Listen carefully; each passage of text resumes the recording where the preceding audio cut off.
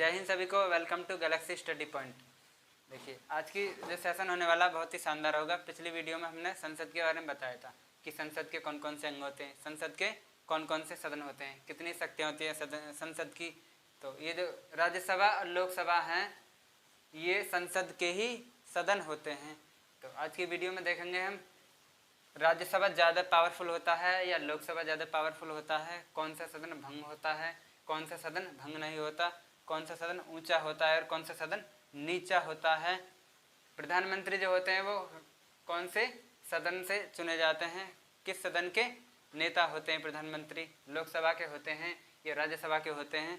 चलिए आज की शुरुआत करते हैं आज की वीडियो में। इससे पहले कि चैनल को सब्सक्राइब करें, वीडियो पसंद आए तो। चलिए देखें कि राज्यसभा जो है ये भारतीय संविधान के अनुच्छेद नंबर 80 में रखा गया है।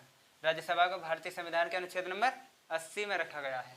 इसी प्रकार से लोकसभा को अनुच्छेद 81 में रखा गया है। भारतीय संविधान के अनुच्छेद नंबर 81 में लोकसभा को रखा गया है। अब देखते हैं तो राज्यसभा को जो बोला जाता है वो स्थायी सदन बोलते हैं। स्थायी सदन, स्थायी सदन क्यों बोलते हैं?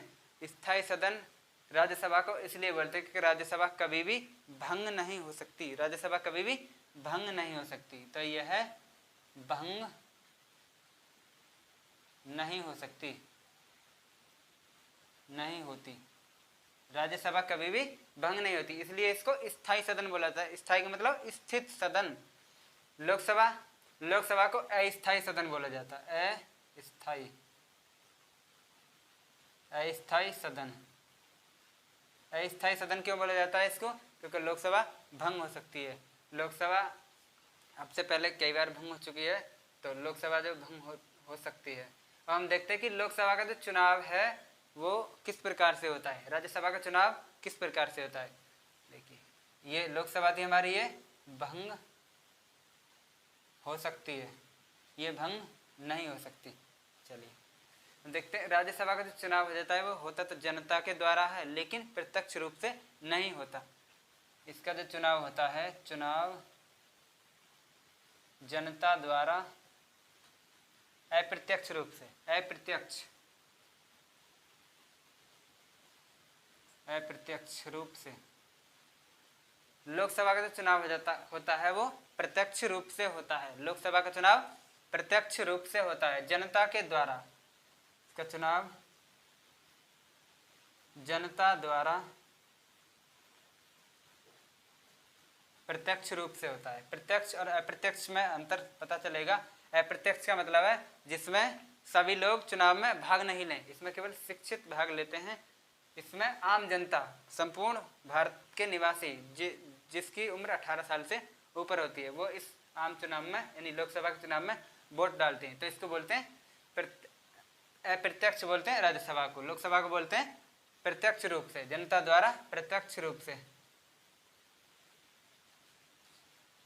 प्रत्यक्ष रूप से जनता के द्वारा चुनाव होता है। आम चुनाव बोलते हैं लोकसभा को। सर्वप्रथम आम चुनाव जो हुए थे 1952 में हुए थे, जब कांग्रेस की सरकार बनी थी, पंडित जवाहरलाल नेहरू प्रधानमंत्री बने थे। तो पहली बार ये पूछे पहली बार आम चुनाव कब हुए थे? वे सन 1952 में हुए थे। पहली बार चुनाव, पहली बार आम चुनाव ये हुए थे 1952 में। चलिए और देखते हैं, इसको बोला जाता है उच्च सदन। उच्च सदन, राज्यसभा को उच्च सदन बोला जाता है। इसी प्रकार से लोकसभा क्या बोला जाता है? निम्न सदन। निम्न सदन, निम्न सदन बोला जाता है लोकसभा को। राज्यसभा को उच्च सदन बोला जाता है। क्यों बोला जाता है? क्योंकि ये स्थायी सदन है, भंग नहीं हो सकता।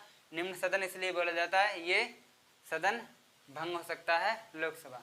और क्या बोला जाता है? इसको बोला जाता है शिक्षितों का सदन। शिक्षितों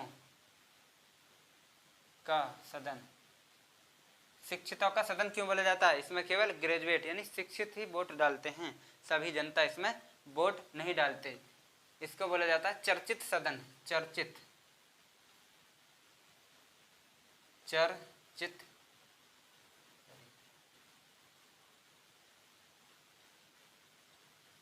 चर्चित सदन। चर्चित सदन बोला जाता है, क्यों बोला जाता है? क्योंकि इसकी ज़्यादा चर्चा होती है। संपूर्ण देश में जब लोकसभा के चुनाव होते हैं तो सभी देश, पूरे देश में चर्चा हो जाती है, हर गांव में, हर शहर में, कि लोकसभा के चुनाव हो रहे हैं, लेकिन इसकी चर्चा बहुत कम होती है, इसीलिए इसको, लोकसभा की ज़्यादा चर्चा होती है, इसको चर्चित सदन बोला जाता है। इसको बोला जाता है चर्चित सदन। राज्यसभा को बोला जाता है शिक्षितों का सदन। और क्या? लोकसभा को बोला जाता है युवाओं का सदन। युवाओं का सदन। युवाओं का सदन क्यों बोला जाता है? इसको बोला जाता है बूढ़ों का सदन। बूढ़ों का सदन। बूढ़ों का सदन। बूढ़ों का सदन क्यों बोला जाता है? क्योंकि इसके चुनाव लड़ने के लिए इसकी जो न्यूनतम आयु है वो कितनी होनी चाहिए? न्यूनतम आयु जो होनी चाहिए वो होनी चाहिए 30 वर्ष। या 30 वर्ष के बूढ़े तो नहीं होंगे, लेकिन इसकी अपेक्षा बूढ़े ही होंगे। इसकी जो न्यूनतम आयु है, न्यूनतम आयु है वो 25 वर्ष रखी गई है। 25 वर्ष न्यूनतम आयु, 25 वर्ष, इसलिए इसको युवाओं का सदन बोला जाता है। इसके चुनाव लड़ने के लिए न्यूनतम आयु 30 वर्ष, इसको बूढ़ों का सदन बोला जाता है। चलिए और देखते हैं। न्यूनतम आयु 25 वर्ष। और क्या बोलते हैं इसको? इसको बोलते हैं प्रथम सदन। प्रथम सदन। लोकसभा को प्रथम सदन। प्रथम सदन क्यों बोलते हैं? क्योंकि लोकसभा की ज़्यादा पावर होती है, लोकसभा ज़्यादा शक्तिशाली होता है अपेक्षा राज्यसभा की अपेक्षा में, तो इसको बोलते हैं द्वितीय सदन। द्वितीय सदन। राज्यसभा को द्वितीय सदन बोलते हैं, लोकसभा को प्रथम सदन। इसकी ज़्यादा पावर होती है, ज़्यादा पावर। राज्यसभा की कम पावर होती है, कम पावर। लेकिन कम पावर होने के साथ साथ ये स्थायी सदन होता है, भंग नहीं हो सकता। लोकसभा ज़्यादा पावर होती है लेकिन फिर भी भंग हो सकता है। ये संविधान में लिखा हुआ है कि लोकसभा भंग हो सकती है। चलिए और देखते हैं, इसकी सीटों की बात करते हैं हम कि राज्यसभा में कितनी सीट है, लोकसभा में कितनी सीट है। देखिए अधिकतम सीट की बात करें हम, इसमें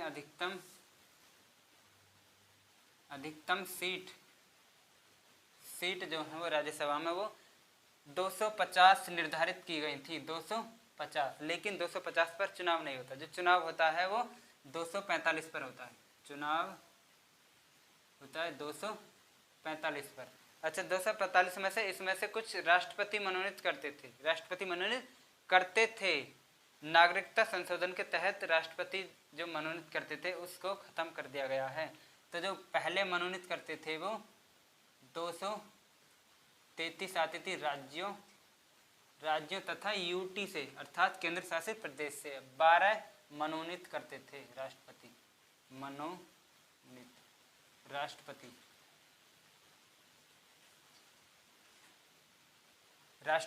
मनोनीत करते थे। 12 सदस्य राष्ट्रपति मनोनीत करते थे, लेकिन नागरिकता संशोधन के तहत इन मनोनीत वाले सदस्यों को हटा दिया गया। अब सभी सीटों पर चुनाव होगा। इसी प्रकार से देखते हैं लोकसभा में कितनी अधिकतम सीट थी। जब इसमें अधिकतम सीट की बात करें, अधिकतम सीट, तो इसमें 550 निर्धारित की गई थी, 550 सीट निर्धारित की गई थी।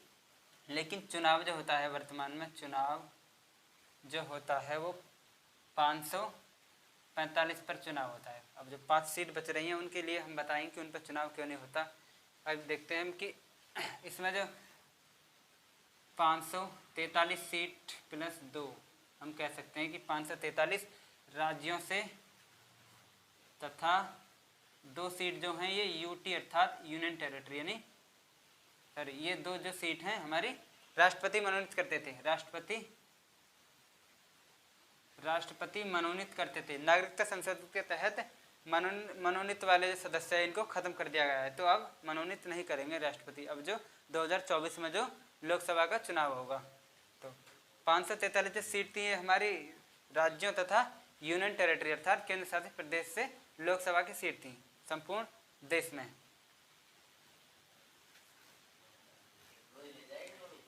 चुनाव 545 पर होता है। 5 जो सीट थी उन पर चुनाव क्यों नहीं होता? 5 जो सीट है उन पर चुनाव क्यों नहीं होता, तो उनके लिए हम देखते हैं। देखिए 1947 15 अगस्त 1947 को हमारा देश आज़ाद हुआ था।